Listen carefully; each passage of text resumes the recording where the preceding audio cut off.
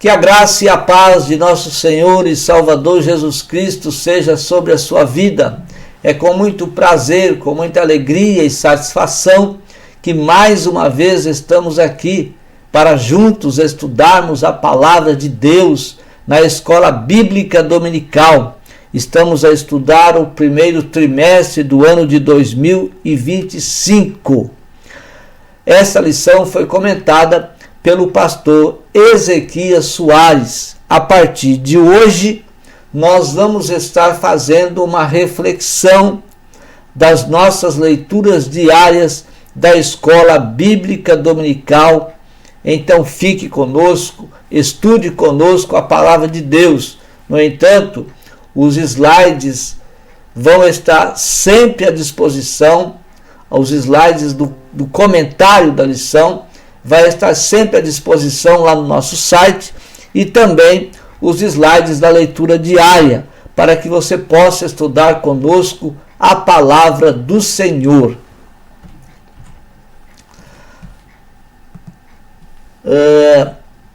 Então, a nossa leitura diária da lição de número 7, nós temos as naturezas humana e divina de Jesus. Na segunda-feira, Mateus 1:23, fala das duas naturezas de Jesus reveladas na expressão Emanuel. Terça, carta que Paulo escreveu aos Filipenses, capítulo 2, versículos 5 a 8, o Senhor Jesus possui as naturezas humana e divina em sua pessoa. Quarta, João 10:33, sendo homem, Jesus afirma ser Deus, as duas naturezas em uma só pessoa. Quinta, Atos 20:28, Jesus, o Deus homem que nos comprou com seu sangue. Sexta, carta que Paulo escreveu aos Colossenses, capítulo 2, versículo 9, as duas naturezas de Cristo continuam para toda a eternidade. E no sábado, primeira carta que Paulo escreve a Timóteo, capítulo 3 e o versículo 16, as naturezas humana e divina em Jesus. A reflexão da leitura diária de Mateus 1:23, as duas naturezas de Jesus reveladas na expressão Emanuel. Quando nós lemos Mateus 1:23, nós vemos o cumprimento da profecia de Isaías, capítulo 7 e o versículo 14. Eis que a virgem conceberá e dará à luz um filho, e chamá-lo-ão pelo nome de Emanuel, que traduzido é Deus conosco. Isaías 7:14 nos diz: portanto, o mesmo Senhor vos dará um sinal. Eis que a virgem conceberá e dará à luz um filho, e chamará o seu nome Emanuel. Então, aqui nós vemos que a natureza humana de Jesus está no fato de que ele foi gerado no ventre de uma mulher. A natureza divina de Jesus está relacionada ao seu nome, que é Emanuel, ou seja, a expressão do seu nome Emanuel, que significa Deus conosco, e também pelo fato de que Maria concebeu do Espírito Santo. Então aqui nós temos a natureza humana de Jesus e a natureza divina de Jesus. Então nós temos uma união, a união hipostática. A união hipostática é um termo usado para descrever como Deus Filho, Jesus Cristo, tomou para si a natureza humana, ao mesmo tempo permanecendo 100% Deus. Jesus sempre foi Deus, conforme João capítulo 8 e o versículo de número 58, diz assim: disse-lhe Jesus, em verdade, vos digo que antes que Abraão existisse, eu sou. Também quando nós lemos João capítulo 10 e o versículo de número 30, quando Jesus disse: eu e o Pai somos um. Mas na encarnação de Jesus, se fez carne, ou seja, ele passou a ser então um ser humano. Desde o princípio ele estava com Deus, eu e o Pai somos um, mas ele também se fez carne, aí ele passou a ser um ser humano, permanecendo sempre Deus, conforme João capítulo 1 e o versículo de número 14, e o Verbo se fez carne e habitou entre nós, e vimos a sua glória, como a glória do unigênito do Pai, cheio de graça e de verdade. Então, a adição da natureza humana à natureza divina resulta em Jesus, o Deus homem. Essa, então, é a união hipostática. Jesus Cristo, uma pessoa 100% Deus e 100% homem. Na terça-feira, a carta que Paulo escreveu aos Filipenses, capítulo 2, versículos 5 a 8. O Senhor Jesus possui as naturezas humana e divina em sua pessoa. E aqui, em Filipenses capítulo 2 e o versículo 5, Paulo fala do sentimento que houve em Cristo. Que sentimento é esse? Aí quando você lê Mateus 11, 29, você vê lá o sentimento. Esse sentimento está descrito por Jesus. Ele mesmo descreveu esse sentimento, o sentimento que Paulo fala em Filipenses 2 e 5, quando Jesus disse: eu sou manso e humilde de coração. Em João 13 também, João 13 e o versículo de número 15, João 13 e 15, Jesus disse assim: porque eu vos dei o exemplo, para que como eu vos fiz, façais vós também. E nesse texto trata daquele evento, daquele momento em que Jesus pega uma toalha, coloca água numa bacia e começa a banhar os pés dos discípulos. E ele está dizendo no versículo 15, porque eu vos dei o exemplo. Qual exemplo? O exemplo de humildade. Então, portanto, a humildade fazia parte da natureza humana de Jesus. Então, esse sentimento descrito por Paulo em Filipenses capítulo 2, e o versículo 5, é a humildade, a mansidão de Jesus, do qual nós também devemos procurar sempre ter, para sermos então parecidos com ele. Filipenses 2 e o versículo 6, conforme a NVI, Jesus, sendo Deus, não considerou ser igual a Deus.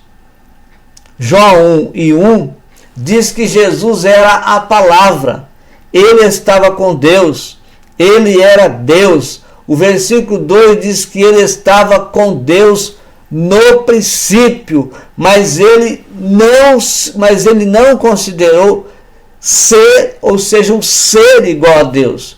João capítulo 5, versículo 18, narra o julgamento que os judeus fizeram de Jesus quando ele disse que Deus era seu próprio Pai. Assim, no entendimento judaico, Jesus estava se igualando a Deus. E essa era a causa pela qual os judeus perseguiam a Jesus. Porque quando ele dizia que Deus era o seu Pai, ele estava dizendo que ele era Deus. Ou seja, ele estava se igualando ao Deus Todo-Poderoso. Como os judeus não criam em Jesus, e a doutrina, o ensino judaico dizia que o filho se igualava ao pai, então Jesus estava se igualando a Deus quando ele dizia ser Deus o seu próprio Pai. Jesus não considerou o ser igual a Deus. Então Filipenses 2:6 faz parte de uma passagem maior. Aí nós temos que ler Filipenses 2:5-11, e aqui vai destacar a humildade de Jesus quando ele esvaziou de si mesmo para tornar-se humano. A passagem tem uma natureza rítmica e poética, e os estudiosos da Bíblia acreditam que essa passagem seja um hino antigo que os cristãos usavam para confessar e afirmar a divindade de Jesus. Paulo usa esse poema como um chamado aos crentes para imitarem a humildade e o serviço de Cristo em seus relacionamentos uns com os outros. Em outras palavras, Paulo queria que eles agissem como Cristo, ou seja, que eles tivessem o mesmo sentimento que teve Cristo, o sentimento de mansidão e o sentimento de humildade, sendo sempre humildes em comunhão. Filipenses 2:7, Jesus fez-se semelhante aos homens, e aqui nós vemos a humanidade de Cristo. Isaías 53:3 relata que o perfil humano de Jesus, ele era desprezado e o mais rejeitado entre os homens, ele era homem de dores, experimentado nos trabalhos e como um de que os homens escondiam o rosto, era desprezado e não fizemos dele caso algum. Então nós vemos aqui o perfil homem, o perfil da humanidade de Cristo. A humanidade de Jesus. A humanidade de Jesus é tão importante quanto a sua divindade. Jesus nasceu como um ser humano, enquanto continuou sendo totalmente divino. Ele não deixou de ser divino porque ele era humano. Ele não deixou de ser humano, mas ele era também divino.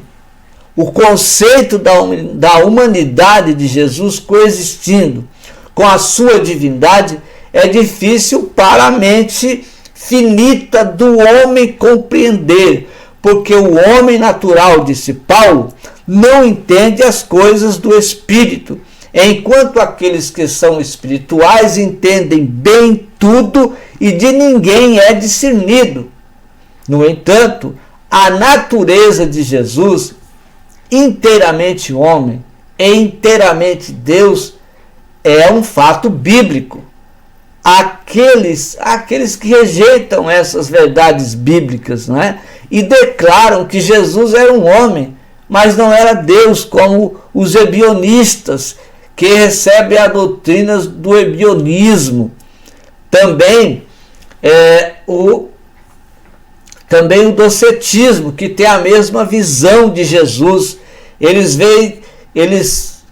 ensinam, eles falam que Jesus era Deus, mas não era humano. Tanto os ebionistas quanto os docetistas dizem isso, que Jesus não era Deus, né? Não era Deus, e que Jesus era humano. Ambos os pontos de vista são falsos e não bíblicos. Filipenses capítulo 2, o versículo 8, Jesus humilhou-se, obedeceu, entregando-se à morte de cruz. Quando nós lemos Mateus 26:39, nós vemos Jesus fazendo a vontade do Pai. E indo um pouco mais para adiante, prostrou-se sobre o seu rosto, orando e dizendo. Aqui Jesus estava orando no Getsêmani, quando Jesus reuniu ali os discípulos, um pouco de discípulo mais abaixo, 3 mais acima, ele foi orar, e ali ele orava ao Pai: meu Pai, Se é possível, passe de mim esse cálice, todavia, não seja como eu quero, mas como tu queres. Então Jesus fez a vontade do Pai. Ele se humilhou, ele obedeceu e ele se entregou para a morte de cruz. Deus Filho, na sua forma humana, foi crucificado para fazer a vontade de Deus Pai. Ele foi crucificado como sacrifício supremo e irrepreensível. Ele morreu como o Cordeiro de Deus. João Batista testificou dizendo: Este é o Cordeiro de Deus, que tira o pecado do mundo. Em João, na primeira carta de João, capítulo 2, a partir do versículo 1, quando João disse assim: Filhinhos, aconselho-vos que não pequeis, mas se pecar, temos um advogado no céu, Jesus Cristo justo. Ele vai dizer embaixo: Ele é a propiciação pelos nossos pecados. Então ele suportou o castigo de todos os nossos pecados e morreu. Era o justo pelos injustos. Vamos ver aqui Romanos capítulo 5. Romanos capítulo 5 e o versículo de número 10. Romanos 5 e 10 diz assim: Porque se nós, sendo inimigos, fomos reconciliados com Deus pela morte de seu Filho, muito mais, tendo sido já reconciliado, seremos salvos pela sua vida. Também em 2 Coríntios capítulo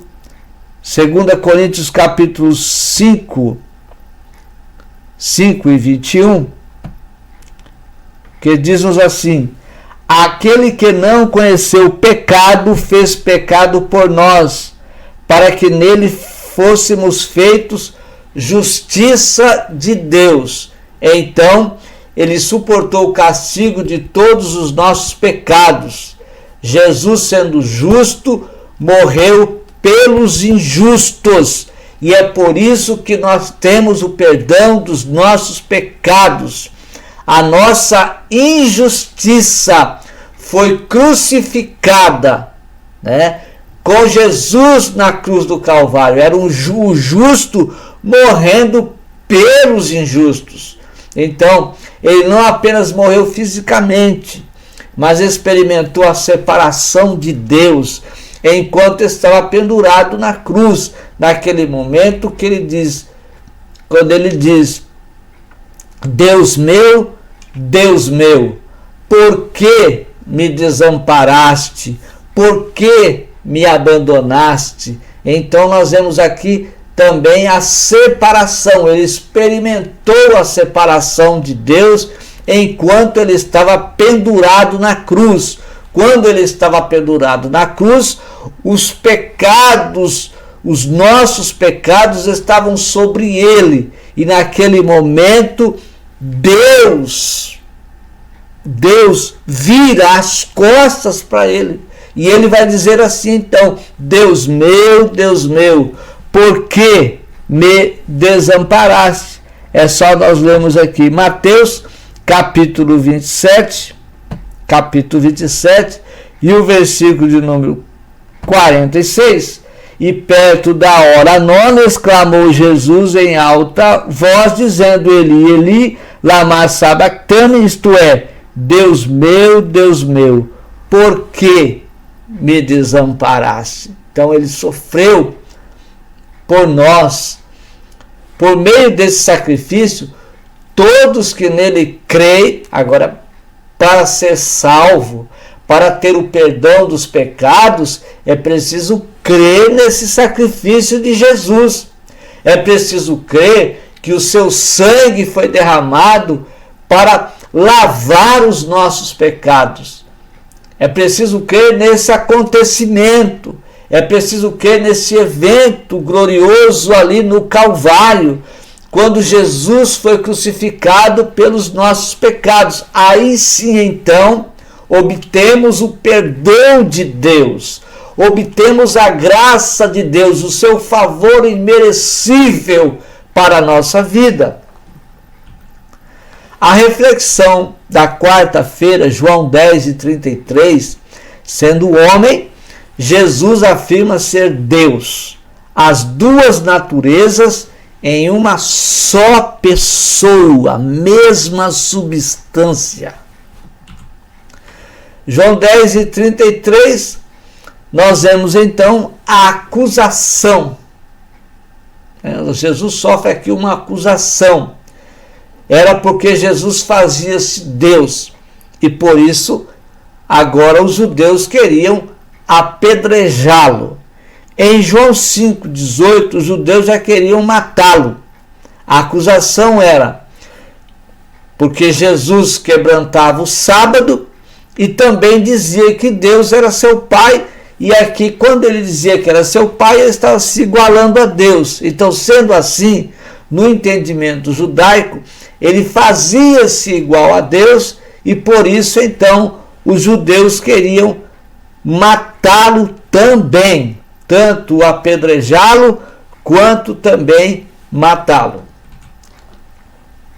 Quinta, Atos 20 e o versículo 28, Jesus, o Deus homem que nos comprou com o seu sangue.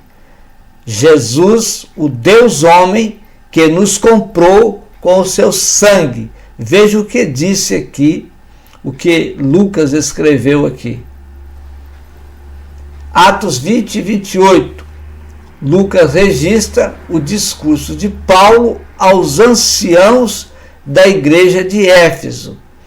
Na primeira carta de Pedro, capítulo 5, versículo 2, Pedro vai falar do rebanho de Deus. Aqui em Atos 20 e 28, Paulo também está falando do rebanho de Deus.